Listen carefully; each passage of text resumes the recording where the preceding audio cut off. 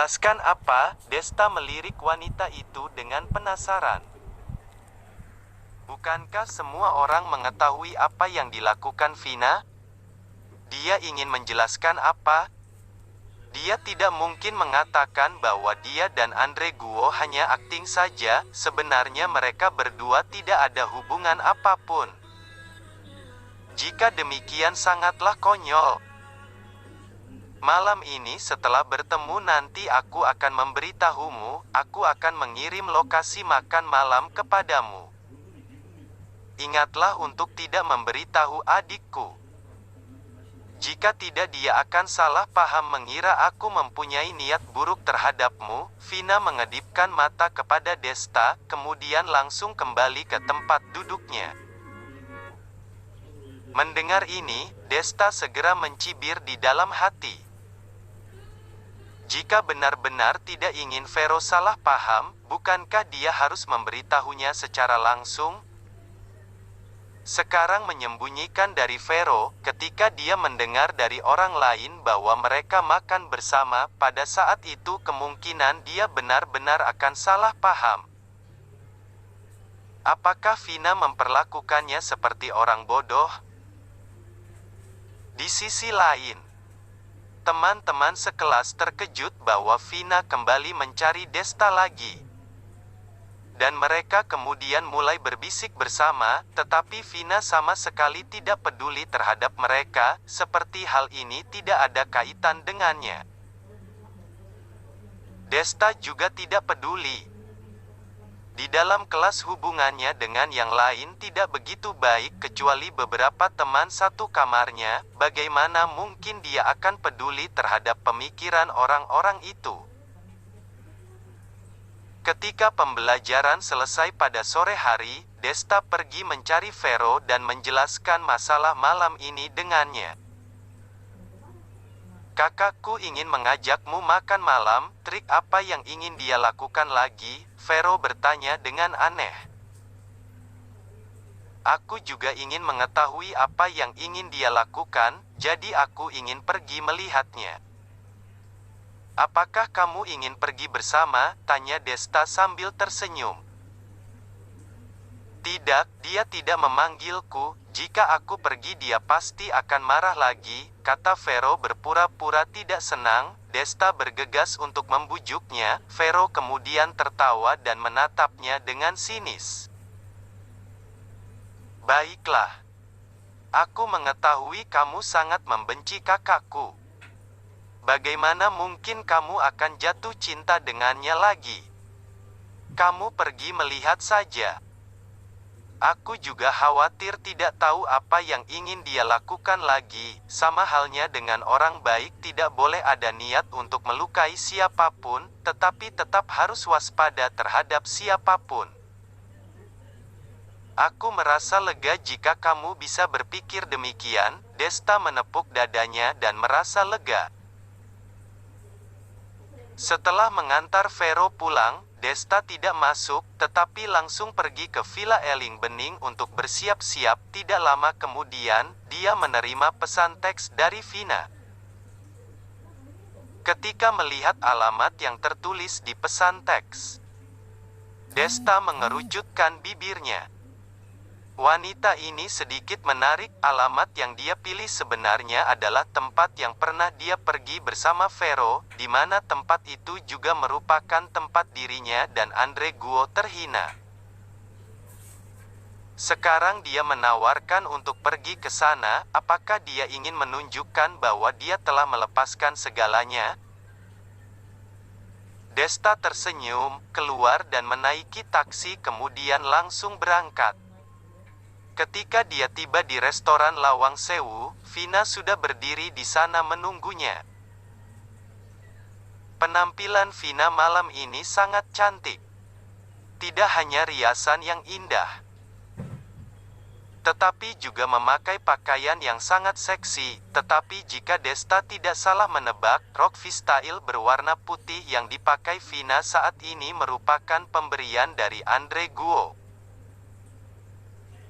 Mengenakan pakaian yang dibelikan oleh pacar saat ini bertemu dengan mantan tunangan, wanita itu sedang bermain liar. Desta, kamu sudah sampai ya? Melihat Desta turun dari taksi, pandangan Vina tidak seperti sebelumnya yang penuh dengan penghinaan. Justru terdapat kegembiraan, seolah-olah seperti gadis kecil yang sedang menunggu pacarnya di pinggir jalan, akhirnya melihat orang yang dicintai telah datang. Desta menggigil dan merasa menjijikan, tetapi dia harus berpura-pura tersenyum dan berkata, "Maaf, aku terlambat beberapa menit, membuatmu menunggu lama. Di mana Andre Guo? Mengapa dia tidak datang?" Menjengkelkan, aku mengatakan ingin mengundangmu makan malam hari ini, mengapa harus mengundang orang yang tidak berhubungan? Vina melotot dan menepuk dada Desta dengan lembut. Desta tersenyum canggung dan sangat penasaran dengan tujuan Vina.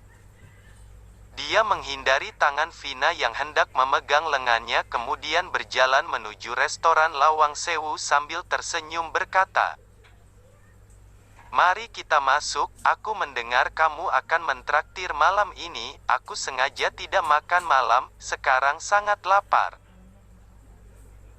Vina tersenyum, "Baik, ayo kita masuk sekarang." Sepanjang jalan menuju ruangan restoran Lawang Sewu, pelayan restoran tersebut mengenal Desta. Lagi pula, meja pertama restoran Lawang Sewu bukanlah tempat yang dapat dinikmati oleh orang biasa. Beberapa hari yang lalu Desta telah datang ke sini, dia secara alami mengenalnya.